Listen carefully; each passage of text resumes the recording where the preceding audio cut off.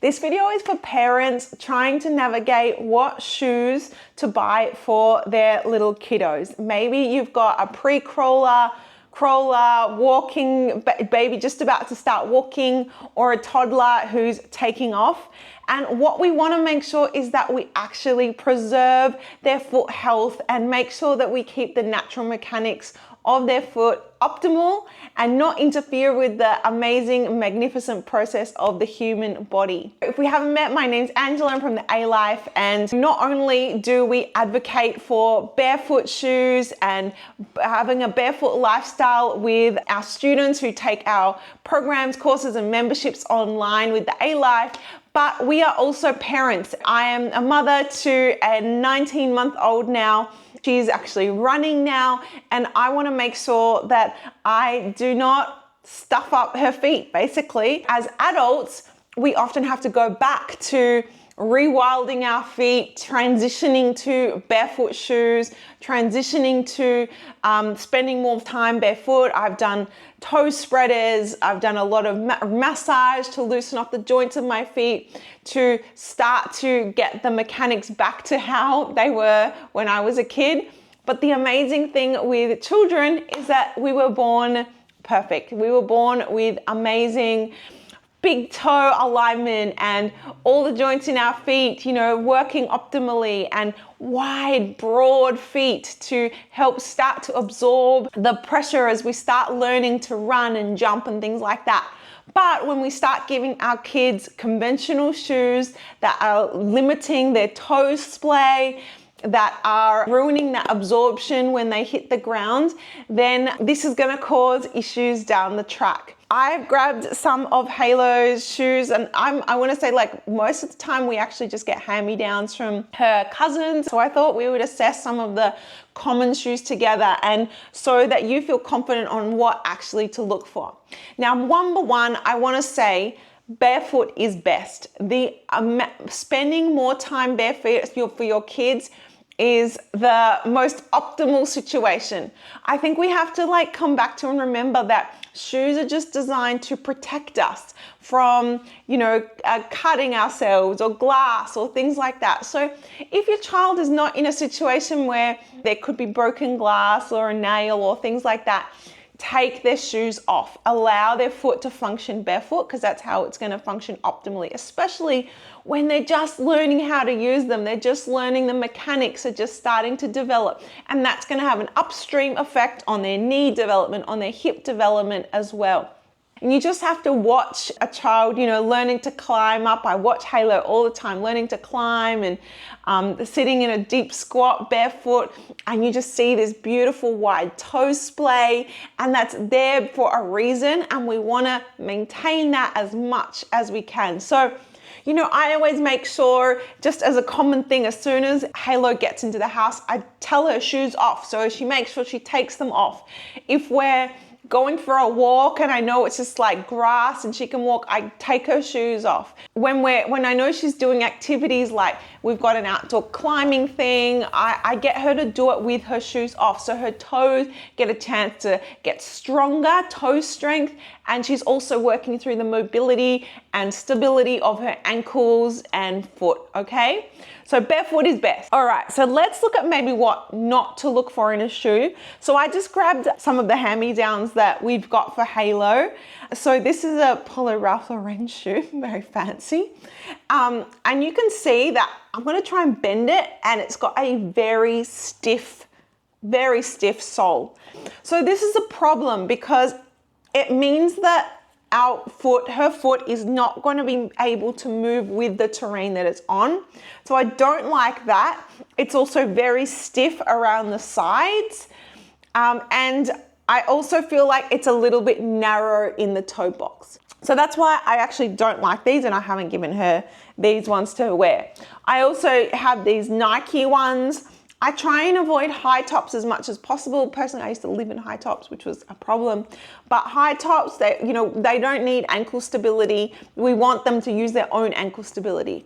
I also hear a lot as babies start to walk. Marty and I actually went into a store to get Halo. I actually just wanted to get her sized, but we went in to get Halo a shoe.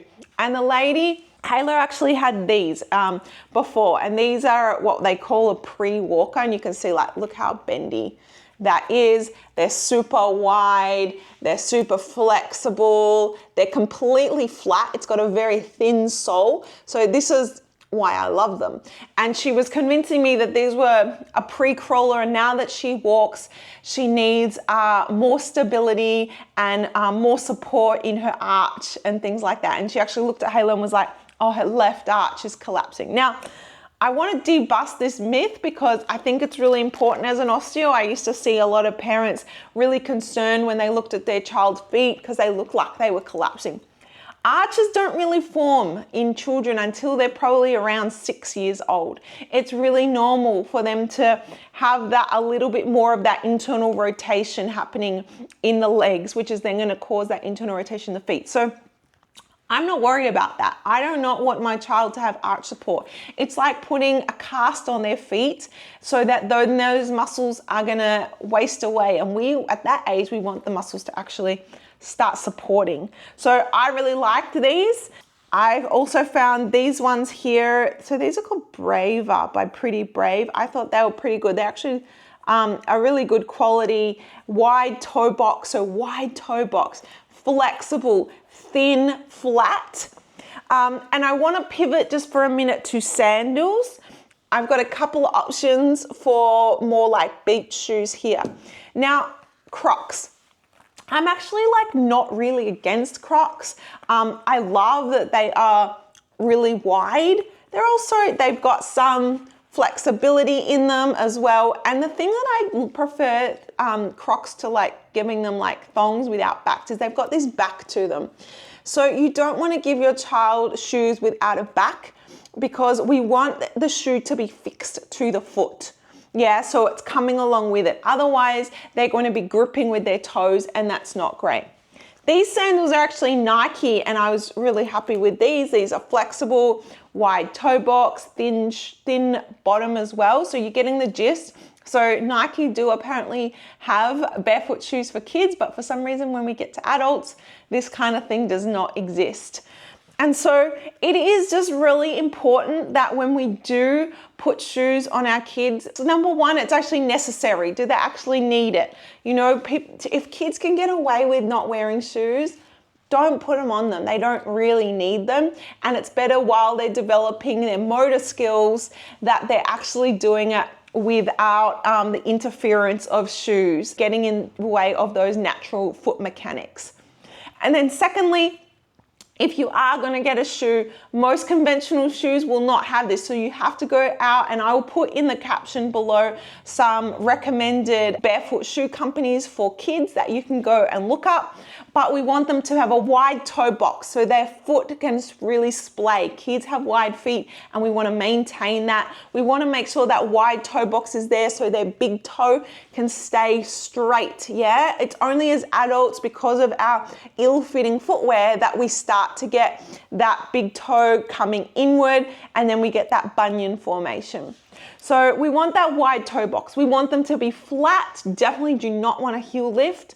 I've seen a lot of, you know, more of the dressy shoes in kids having a heel lift, really unnecessary. No heel lift, so they're flat. We want them to have a thin sole so that they're going to move around the terrain as well, and we want them to be fixed. So making sure that they've got a back to them. I hope that's helpful when navigating and choosing footwear for your kids. It's just such an important thing that we can do as parents to help our children make sure that they're developing naturally and they're not going to have issues down the track. The earlier you can get them into more of these barefoot shoe styles, even if they're not wearing them right now, but your child is still pretty young, they're going to be able to adapt to barefoot shoes really quickly. Whereas as adults, we have to take this slow transition approach so then we don't cause injuries. But children are adaptable, so it's not too late. If you have any questions about any specific barefoot shoes or feet in children specifically, put them in the comments below. I'd love to open up this conversation and get this message out there to more parents, especially in the early years. Even in those school years, you can get barefoot school shoes. They are out there. I know Vivo Barefoot have some school shoes.